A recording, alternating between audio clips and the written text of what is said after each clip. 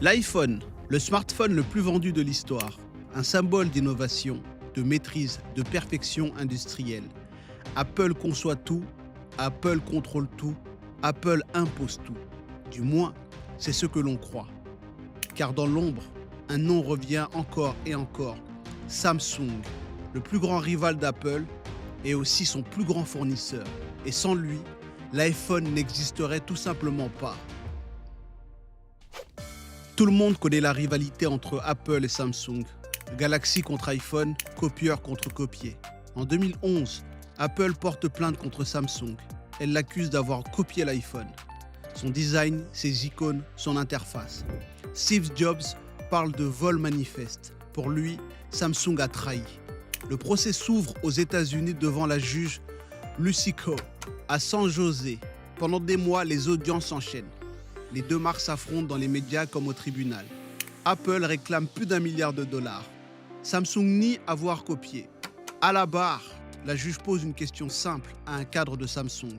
Pourquoi votre téléphone ressemble-t-il autant à un iPhone? La réponse devient célèbre. Parce que c'est ce que le marché voulait. Mais pendant ce procès, Apple continue de passer commande. Samsung fabrique les écrans, Samsung fournit la mémoire, Samsung équipe l'iPhone. L'iPhone 4S, sorti en pleine procédure, contient des composants produits par Samsung. Sur scène, c'est la guerre totale. En coulisses, c'est le business qui prime. Et les deux le savent très bien. Le procès, lui, traîne pendant des années. En 2018, après plusieurs appels, Samsung est finalement condamné à verser 539 millions de dollars à Apple.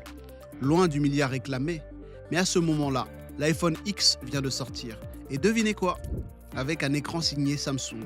539 millions payés, mais Samsung encaisse toujours 4 milliards de dollars par an en commande OLED d'Apple. 2007, Steve Jobs monte sur scène et dévoile l'iPhone. Tout paraît simple, fluide, contrôlé. Mais dans la réalité, Apple ne maîtrise pas encore tout. Le processeur de l'iPhone, l'APL 0098, est signé Apple, mais fabriqué par Samsung dans ses usines. La mémoire flash aussi. Apple a choisi Samsung, pas par faiblesse, par stratégie. Seul Samsung pouvait produire à l'échelle nécessaire et à temps. Sans Samsung, l'iPhone premier du nom n'aurait pas été prêt à temps. Et cette dépendance ne s'arrête pas là. L'iPhone 3GS, l'iPhone 4, l'iPhone 5. À chaque génération, des composants clés viennent de Samsung. Écran, mémoire, RAM. En 2017, l'iPhone X passe à l'OLED. C'est encore Samsung qui fournit les dalles. Il est le seul à pouvoir produire ses écrans à grande échelle et sans compromis.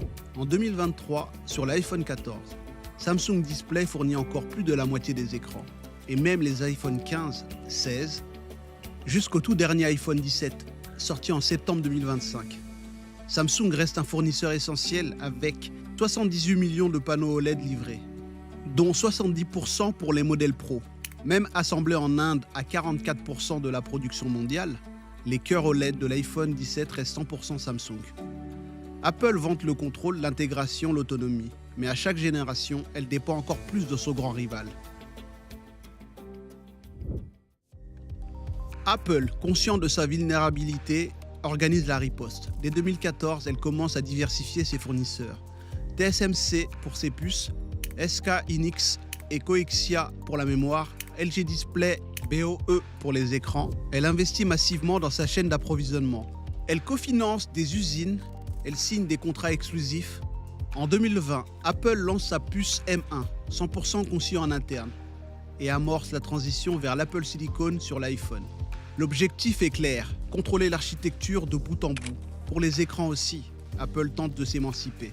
Elle pousse BOE, un fournisseur chinois, à produire des dalles OLED pour ses iPhones. Mais les résultats sont instables. Taux de défaut élevé, retard de livraison, rigidité sur les normes qualité. En 2022, Apple voulait multiplier ses fournisseurs pour l'iPhone 14.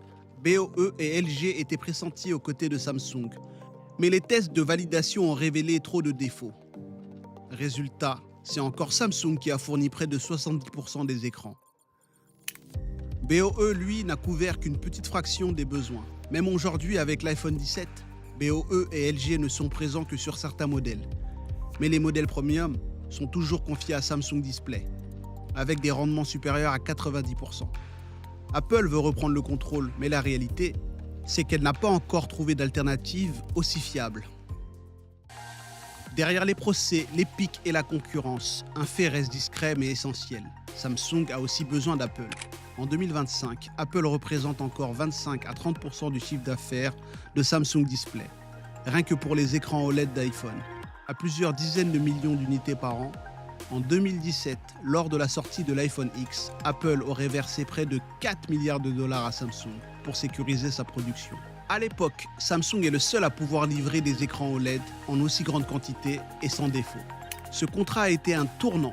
Il a permis à Samsung de rentabiliser ses usines et de renforcer son avantage sur ses concurrents. Et grâce à l'iPhone, Samsung bénéficie d'un avantage unique, les retours utilisateurs. Chaque dalle OLED utilisée sur un iPhone, chaque défaut signalé, chaque variation observée remonte aux équipes de Samsung Display. À cette échelle, c'est une mine d'or pour la R&D. Ces données permettent à Samsung de perfectionner ses écrans pour tous ses autres clients, Xiaomi, Oppo, Vivo. Tous profitent indirectement de ce que Samsung apprend grâce à Apple. Ces données iPhone perfectionnent les Galaxy S25, aidant Samsung à maintenir 20% de part de marché mondial en 2025. Mais c'est surtout Samsung Mobile qui en tire parti. Sur ses modèles haut de gamme, Samsung réutilise ses meilleures dalles OLED optimisées grâce à l'iPhone. Et pour prendre de l'avance, il mise désormais sur les écrans pliants. Le groupe a investi massivement dans cette technologie, non seulement pour démontrer son savoir-faire, mais aussi avec un objectif clair, équiper un jour les futurs iPhone pliants. D'après plusieurs fuites industrielles, Samsung Display serait le fournisseur exclusif d'Apple pour un iPhone pliant en 2026, avec une production prévue de 15 millions d'unités par an. Et cette dépendance n'est pas limitée aux écrans. Jusqu'en 2015, Samsung Foundry produisait aussi une partie des puces A-Series d'Apple. Quand Apple est parti, c'était SMC. Samsung a perdu un contrat majeur. Depuis, le groupe cherche à le reconquérir. Il multiplie les investissements, réorganise ses usines, rend ses procédures plus transparentes. Mais Apple ne revient pas, car dans cette relation tendue, chacun sait ce qu'il risque à rompre le lien. Apple n'a pas trouvé mieux, Samsung n'a pas trouvé aussi rentable. Apple vante son autonomie, son savoir-faire, son écosystème fermé et pourtant, une partie de cette maîtrise repose sur un acteur extérieur, Samsung, le rival, le concurrent, l'ennemi déclaré, l'ennemi juré, mais aussi l'allié indispensable. Sans Samsung, l'iPhone ne sortirait pas à temps, ses écrans ne seraient pas aussi lumineux, sa production ne tiendrait pas la cadence. Et de l'autre côté, sans Apple, Samsung ne pourrait pas rentabiliser ses lignes OLED, ni progresser aussi vite sur ses écrans. C'est une cohabitation silencieuse, un équilibre fragile, où chacun dépend de l'autre, sans jamais vouloir l'admettre. Et dans l'industrie tech, ce paradoxe est loin d'être rare. Travailler avec son rival, c'est parfois le seul moyen d'avancer. Intel fournit AMD, Qualcomm équipe Apple, et Samsung fabrique l'iPhone. Car s'il est vrai qu'Apple contrôle l'expérience, elle ne contrôle pas tout. Pour l'hardware, Samsung est indispensable. Et pour le software, il y a un autre géant, Google. Le cerveau derrière Siri, Maps et bien plus. Et si vous voulez une vidéo sur le lien entre Google et Apple, écrivez-le en commentaire. Et si la vidéo vous a plu, n'hésitez pas à liker, commenter, partager. Abonnez-vous et activez la cloche pour ne rien rater. Salut!